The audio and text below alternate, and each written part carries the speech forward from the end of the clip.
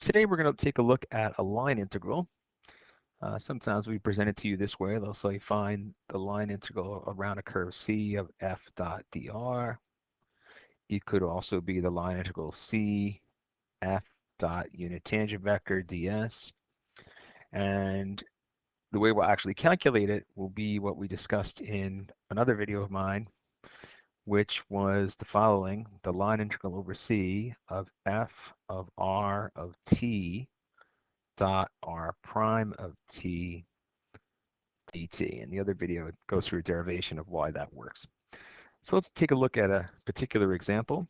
We're going to be given a vector field and a curve to follow.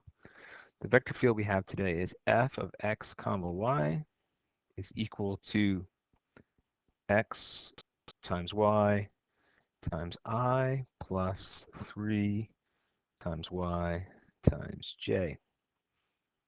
Okay.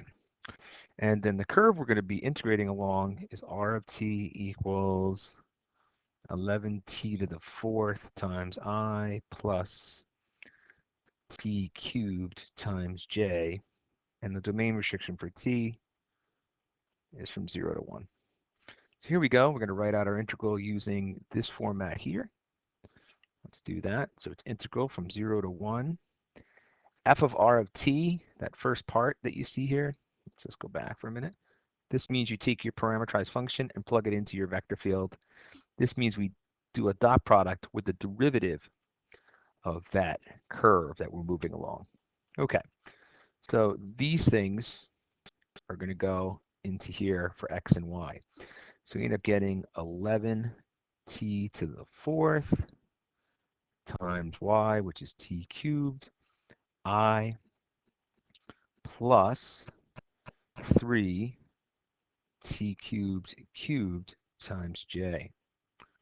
And then we're going to do the dot product with that of 44 t to the 3rd I plus 3 t squared j dt. So from here on, you have an integral just in one variable. Let's do that dot product. We'll do that.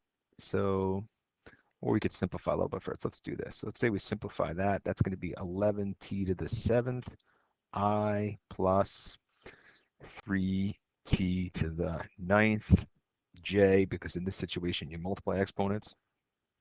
And that's going to be dotted with 44t cubed I plus 3 t squared j. All right, so don't forget what a dot product does. You multiply the x components together. So if we took a minute to do that, 44 times 11 is 484. And that's t to the 7th and t to the 3rd, so it becomes t to the 10th. And then you're going to add to that what happens when you multiply the y components together. So we would have 9t to the 11th. And that's it. You notice the i's and j's are gone. This is dt, integral 0 to 1. Okay, so we just take our antiderivative, plug in 0 and 1, and we're done. So we take the antiderivative of this. We end up getting 44t to the 11th plus over here 3/4 t to the 12th. If we evaluate that from 0 to 1, luckily plugging 0 in doesn't do anything, just cancels everything away. If we plug in 1, we get 44 times 1 to the 11th plus 3/4 times 1 to the 12th, which is 44 and 3/4. And that's it. Largely mechanical problem. Just follow the procedure. I would say the theory is probably more interesting on this problem than actually calculating one. Okay, thanks a lot for watching. Bye.